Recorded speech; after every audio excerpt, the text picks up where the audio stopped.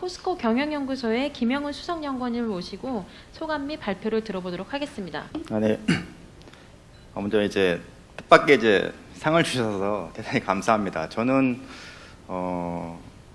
포스코 경영연구소의 김영훈입니다. 포스코에서 기술사업화를 좀 시작을 해보려고 하는 연구자고요. 그 전에 이제 사업화에 대한 공부는 했었습니다. 근데 중간에 중소기업 금융 연구를 좀 하다가 중소기업과 금융 쪽에는 좀 관심이 많아서 그쪽 연구를 계속했는데 특허 기술 그리고 사업화 쪽에는 조금 멀어져 있었던 게 사실입니다. 이제 상은 이제 본격적으로 이제 사업화 연구를 하려고 하는 이제 신진 연구자한테 주는 이제 채찍질이 있다라고 이제 생각을 하겠고, 실제로 이제 많은 자각이 됐습니다. 이제 다시 한번 이제 감사드립니다. 제가 이제 오늘 이제 말씀드릴 내용은 계약에 관한 문제이지만 계약이라는 게 상당히 복잡하지 않습니까? 근데 그 계약 부분에서 다른 조항들을 전부 배제하고, 물론 이제 데이터의 수집에 문제가 있었습니다. 이제 기술 이전 기술료 지급하는 방식에 따라서 이 성과에 어떤 영향을 미치는지에 대한 연구입니다. 이제 그 성과라 하면 제목에서도 보시다시피 도입 기업의 주가에 미치는 영향을 이제 성과로 측정을 했는데요.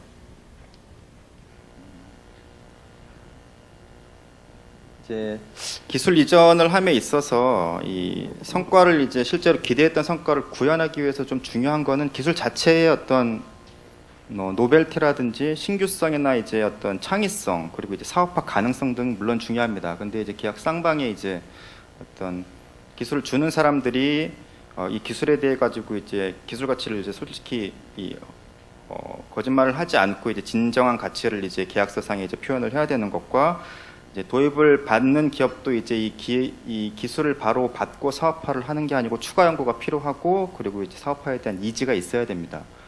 가장 중요한 거는 이제 계약 쌍방 간의 신뢰와의 사업화에 대한 의지인데, 기술가치 평가 방법론이 많이 개발이 됐다 하지만은 여전히 이제 이전 기술의 가치는 라이센서가 더 많이 알고 있는 상황이고요.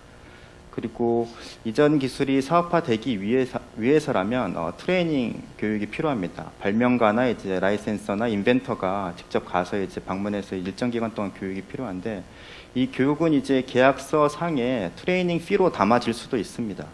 근데 이제 이런 이제 기술 이전자의 어떤 컨트리뷰션이 도입을 받은 기업이 이 기술을 사업화하는 데 있어서 그 성공률을 상당히 높여줍니다.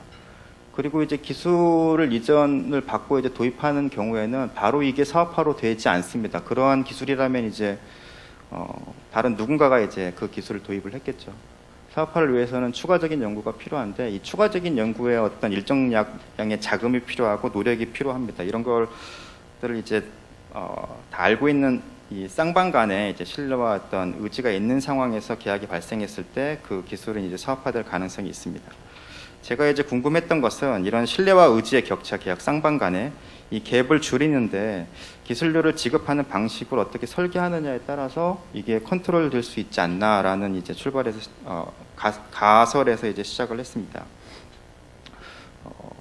기술료를 지급하는 방식은 크게 이제 고정보수와 성과보수로 나뉩니다. 이제 연구의 출발선상에서는 각각에 대한 이제 좀 더 세분화된 분류를 통해 가지고 각각에 대한 효과를 보려고 했는데 좀 한계가 있었습니다. 크게 두 가지로 이제 구분을 해보면 고정보수와 성과보수가 있을 수가 있고요. 고정보수는 전액을 이제 계약하는 시점에서 일시에 지급을 하는 거나 기간별로 이제 나누어서 지급하는 방식을 말할 수 있고요. 성과보수는 아시다시피 이제 경상기술료 마일스톤을 이제 세워가지고 그 계획에 달성했을 경우에 지급하는 방식, 그리고 이제 최근에는 이제 도입 기업이 창업 기업이고 기술 벤처일 경우에는 그에 대한 이제 에코티를 제공하는 방식이 이제 성과 보수입니다. 경상기술료는 생산량과 매출액과 이제 순이익이 이제 베이스가 될 수 있겠고요. 룰러브썸으로 보통 이제 매출액의 3%를 이제 경상기술료로 측정을 하는 것 같습니다. 이 기술료 지급 방식을 이제 계약 쌍방이 이제 정함에 있어서 크게 이제 성과와의 관계를 보면 장점과 단점으로 이제 크게 구분을 할 수 있는데요. 고정보수 같은 경우에는 장점이 기술 도입자가 돈을 이제 미리 지불을 한 거기 때문에 기술을 도입하고 사업화를 하겠다는 이제 어떤 결의나 의지 같은 것들을 이제 우리가 이제 확인할 수 있는 거죠. 이제 돈을 미리 이제 지급한 거에서 일종의 어떤 커미트먼트라고 할 수가 있습니다. 근데 이제 고정보수를 이제 계약서상에서 이제 기술료의 지급 방식으로 했을 때 단점은 제일 중요한 사업화에서 이제 기술 이전자가 트레이닝을 해주는 거에서 좀 인센티브가 떨어질 위인이 있는 거죠. 이미 이제 돈을 다 받았기 때문에 기술 이전자의 어떤 수수방관 문제가 이제 단점이 될 수가 있어서 이제 장단이 좀 있습니다. 성과보수 같은 경우에는 이제 그와 반대로 이 자기의 어떤 이 발명 인벤터나 이제 라이센스의 이 계약을 한 이후의 노력이 자신의 이제 성과와 이제 바로 이제 연결이 되기 때문에 기술 이전자의 기술 연수라든지 지도 의지가 상당히 높아진다라는 이제 인센티브가 있습니다. 그게 장점이겠죠. 근데 단점은 기술 도입자가 이제 기술을 받았을 때 그 기술에 추가적인 인력을 뽑고 돈을 더 투입을 해서 연구 개발을 추가적으로 해야 되는데 딱 봐서 이제 돈이 좀 많이 더 들어갈 것 같고 사업화가 좀 리스크가 좀 크다 싶으면은 도입 기술을 받고 나서 그냥 영어로서는 쉘프 프로블럼이라고 표현을 했는데 그냥 선반 위에 다시 올려놓을 가능성이 있습니다. 도입 받고 나서 어차피 이제 비용적인 측면에서 부담이 안 되기 때문에 도입자의 어떤 사업화의 어떤 게 방치되는 이제 문제가 있는 거죠. 그래서 이런 장단이 이제 혼재되어 있기 때문에 그냥 이 기술료의 지급 방식은 고정이나 성과보수 단독보다는 이제 서로 섞어서 이제 했을 경우에 성과에 긍정적인 영향을 미칠 것이다. 어찌 보면 이게 당연한 가설일 수도 있겠지만 이 방식 자체가 이제 그 기술료에 지급하는 방식 자체가 경제학에서 이제 얘기하는 이제 계약 쌍방이 이제 모럴 해저드의 문제를 컨트롤 해줄 수 있는 그런 이제 툴이 될 수 있다라는 얘기인 거죠. 실증 분석이기 때문에 이 실증 분석에 맞게 이제 모형을 생각해 본다면 이제 이 Y를 이제 성과라고 생각을 했을 때 우리가 이제 궁금해하는 이제 더미 변수가 고정보수로 우리가 이 계약을 체결할 것이냐, 성과보수만으로 할 것이냐.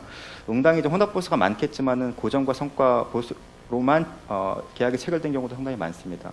이 세 가지 어떤 계약 기술료 방식에 대해서 이 성과의 어떤 기술을 도입받은 기업의 성과에 어떤 영향을 미칠 것인가를 파라미터 추정을 통해 가지고 이제 확인을 해봤습니다.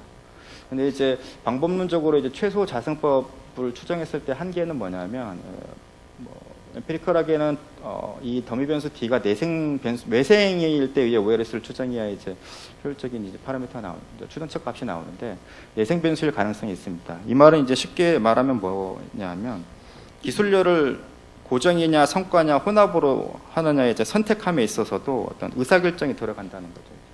도입 기업의 재무적 상황이 이제 이 기술료를 선택하는 이제 또 다른 변수가 될 수도 있고, 그리고 이제 기술 도입자와 기술 이전자가 어떤 유형이냐, 예를 들면 대학이냐, 공공연구소냐, 해외냐 등의 유형에 따라서 또 이렇게 선호하는 방향이 틀릴 수가 있습니다. 이제 D라는 이제 더미 변수가 이제 내생 변수가 일 가능성이 있는 거죠. 그렇게 되면 이제 OLS 추정에는 한계가 있는데 실제로 이제 선행 연구에서도 기술료를 지급하는 방식이 선호도에 따라서 좀 차별적인 이런 연구들이 많이 있습니다. 시장 경쟁에 따라서 예를 들면 도입 기업이 시장에서 독점이윤을 보유하는 경우에는 어차피 이제 독점이윤을 도입을 받고 사업화를 한다 하더라도 독점적인 이윤이 계속 유지될 거기 때문에 고정보수로 이제 계약을 마무리 짓고 사업화를 하는 경우 인센티브가 좀 높겠죠. 이 시장 경쟁이 이제 도입 기업의 독점 이윤을 보유하는 경우에는 고정보수이고요. 그리고 뭐 계약 쌍방인 경우에는 이제 대학이나 공공연구소가 이전 주체가 대학이나 공공연구소일 경우에는 고정보수를 선호한다라는 이야기가 있습니다. 이거는 이제 TLO가 이제 많이 활성화되기 전에 어떤 논의인데요. 이제 연구과제를 새롭게 연구과제를 시작할 때 이제 바로 이제 돈이 들어가기 때문에 러닝 로얄티를 받는 것보다 바로 이제 고정 보수로 받고 그걸로 다시 이제 후속적인 과제를 수행하는 유인이 더 커서 이전 자체가 대학이나 공공연구소일 경우에는 고정 보수를 선호하더라 하는 얘기가 있고, 근데 이제 반대로 이제 최근에는 이제 대학이나 공공연구소도 TLO 같은 것들 조직하면서 이제 라이센스 계약이나 이제 특허권에 대한 관리를 이제 체계적으로 하기 때문에 성과 보수도 선호하다라는 얘기들도 많이 있습니다. 현금 보유 능력이 있는 대기업은 당연히 이제 고정 보수를 이제 선호를 하겠고요. 도입 기업의 지적권 보호가 약한 산업이 있을 경우에는 기술을 이제 이전해 주는 기업 입장에서 로열티를 크게 이제 받을 확률이 낮아지기 때문에 이 이전자의 선호에 의해서 고정 보수를 체결하는 경우가 있습니다. 이런 이제 등등의 여러 가지 이유로 인해 가지고 앞에서 본 이제 더미 변수 D 이제 성과의 지급 방식이 내생 변수일 가능성이 있는 거죠. 그래서 조금 수직적으로 복잡화가 됐지만 이 성과 변수, 우리가 보려고 하는 기술료 지급 방식이 성과에 미치는 영향에 대한 이런 이 핵심 우리 추정 방정식의 이 선호, 어떤 기술료를 받는 것을 어떤 상황에서 선호하는가에 대한 초이스 모델이죠. 초이스 리그레션을 결합한 연립 방정식 모형으로 했을 때 우리가 이제 맨 처음에 이제 성과를 보려고 했던 이 방정식의 파라미터를 이제 신뢰할 수가 있는 것입니다.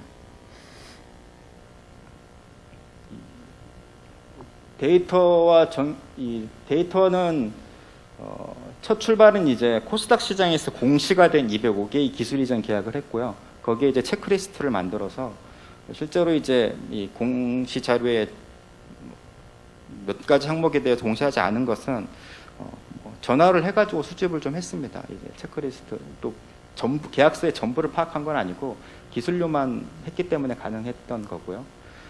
계약서 상에 이제 6개월 정도의 이제 주가 수익률을 봐서 분석을 했고 성과 변수는 그 주가 수익률로 했습니다. 이제 초과 주가 수익률로 한 거죠. 이제 근데 이제 그 기간을 봤을 때 공시정보 유출이나 소문의 어떤 효과를 제거하기 위해서 하루 전, 뭐 3일 전 다양하게 이제 세 가지로 이제 성과 변수를 했고요. 기초통계량에서 보시면 이제 물론 이제 우리가 생각했던 것보다 이제 혼합 보수가 이제 당연히 많겠지만 고정이나 성과 보수만으로도 체결된 계약도 있고요. 그리고 이제 국내 개인이나 대학에서 이제 들어온 이제 국내 대학이나 개인으로부터 기술을 이전 받아서 사업하는 경우는 생각보다 많지 않았습니다. 국책연구소라든지 국내 기업, 그리고 가장 많았던 것은 이제 아무래도 이제 상장 기업이다 보니까 기술의 수준이 이제 해외 기업에서 이제 이전 받은 경우가 이제 전체의 절반 정도를 차지하고 있었고요. 의외로 이제 제조업이 강하다 보니까 상대적으로 이제 기계 분야에서 이제 이 라이센스 계약을 체결하는 경우도 많았고 하드웨어 쪽에서 이제 체결하는 경우가 좀 있었습니다. 결과를 보시면은 이거는 이제 지급 방식을 선호하는 거요. 어떤 상황에서 혼합 보수와 성과 보수 둘 중에 하나를 고정 보수에 비해서 혼합 보수와 성과 보수를 선호하느냐에 대한 이야기인데 이거는 메인 방정식이 아니고 이제 말씀드린 이제 모형을 정교하기 위해서 추가되는 변수입니다. 업력 make sense 한지 안 한지만을 판단할 수가 있는 거죠. 이 도입 기업의 이제 업력 같은 경우에는 업력이 이제 작은 창업 기업인 경우, 그리고 이제 순이익이 많이 없는 맞물려 있겠죠. 없는 기업일 경우에는 당연히 이제 고정 보수를 줄 여력이 없기 때문에 고정 보수보다 성과 보수를 선호하는 측면이 훨씬 더 강한 거고요. 매출액이 이제 상당히 빠르게 성장하고 있는 기업인 경우에는 당연히 예상했듯이 이제 성과 보수를 이제 선호하는 경향이 성과 보수가 포함되어 있는 보수 체계를 선호하는 경향이 있습니다. 우리가 봤던 이제 기술 이전자가 어떤 유형이냐와 그 이전 기술이 어떠한 기술에 속해 있느냐는 이제 선택을 하는데 이제 큰 영향을 주지는 않았습니다. 그 전에도 봤듯이 약간 이제 명확한 결론이 없는 분야이다 보니까 그런 거고. 여기에서 나온 이 통계값을 보정해서 여기 밑에 있는 샘플 편의 추정 개수라는 게 이제 이 앞에 있는 초이스 모형에서 나온 보정 개수인데요. 이거를 보정한 우리가 벼고자 하는 최종적인 모델을 보면 다른 것들은 다 이제 제외하고 이제 요 테이블만 보시면 우리가 이제 고정보수와 고정보수 대비 혼합보수 성과보수의 어떤 주가의 수익률 영향을 주는 것을 측정했을 때 성과보수만으로 이제 체결된 계약과 인 경우에는 고정보수만으로 체결된 계약에 비해서 크게 이제 영향을 미치지 않습니다. 선행연구에서 봤듯이 이거는 이제 장점과 단점이 혼재되어 있는 거기 때문에 둘 간의 계약은 이제 어떠한 이제 차별적인 반응을 이제 이끌어내지 않죠. 이제 혼합보수 같은 경우에는 이제 모든 이제 우리가 성과를 매저한 모든 대안에서 다 의미 있는 이제 이렇게 나왔습니다. 결국은 이제 이게 단정할 수는 없지만 여러 가지 컨트롤 변수로 여기에서 영향을 줄 수 있는 모든 것들을 제거하려고 노력을 했습니다. 업력, 매출액, 그리고 이제 계약 쌍방, 라이센서와 라이센시가 계열사 또는 협력 관계에 있는지 여부도 이제 조사를 해서 성과에 미치는 영향 같은 거를 최대한 이제 제거하려고 노력을 했기 때문에 이런 것들을 다 통제했을 경우 보수의 체계가 이제 혼합보수라는 것 자체가 기술 이전의 어떤 도입받은 기업의 성과를 영향을 주고 그 성과란 게 이제 물론 이제 주식시장의 투자자들이 판단하는 것이겠지만요. 그걸 보여줬다고 저는 이제 생각을 합니다. 결론은 이제 주식시장이 이제 물론 이제 효율적이라는 가설하에 이제 우리가 기술 사업화라는 걸 평가했을 때 지급 방식은 만일에 그 통계적으로 유의하지 않았다면 지급 방식 자체가 효율적으로 계약 쌍방이 발생이 된 거기 때문에 합리적으로 투자자는 그거에 대해 가지고 무엇이 좋다라고 판단할 수 없거든요. 근데 기술력 지급 방식에 대해서 이제 방식 자체가 기술 이전 성과 영향을 미치는 것으로 보입니다. 보셨다시피 고정보수와 성과보수만으로는 기술 이전 성과가 차별적이지 않았지만 혼합보수인 경우에는 기술 이전 계약이 성공적일 수 있다고 이제 투자자에서 평가되고 있습니다. 이 문제는 이제 앞에 이제 선행 연구에 다시 돌아가게 되면 혼합보수를 통해서 계약 쌍방의 어떤 모럴 레저드의 문제를 컨트롤할 수 있을 가능성이 있다는 건데요. 기술 이전 기업의 어떤 수수 방가한 문제, 도입 기업의 기술 방치하는 문제가 최소화될 수 있고 혼합보수를 통해서 기술 지도를 유인하거나 시장 도입자의 사업화 이지 확인 등도 이제 믹스돼서 나타날 가능성이 좀 있습니다. 이 논문의 한계는 주식시장 효율성이 자체가 이제 이 딜레마가 이제 논문의 한계입니다. 주식시장이 이제 효율적이 않으면 이 모형은 많이 깨지는 거고요. 그리고 이제 고정과 성과라는 두 가지 심플한 모델로 접근을 한 것도 해석을 풍부하지 않게 하는 한계가 있습니다. 5가지의 유형, 지분으로 거래가 되는 경우 등등이 많은데요. 마일스톤, 풍부한 기술리적 근거로 해서 성과 영향을 미치는 것, 그리고 나머지의 계약 조항 등을 포함했을 때는 더 이제 앞으로 해야 될 일이고 더 중요한 시사점이 나오지 않을까 생각을 합니다. 감사합니다.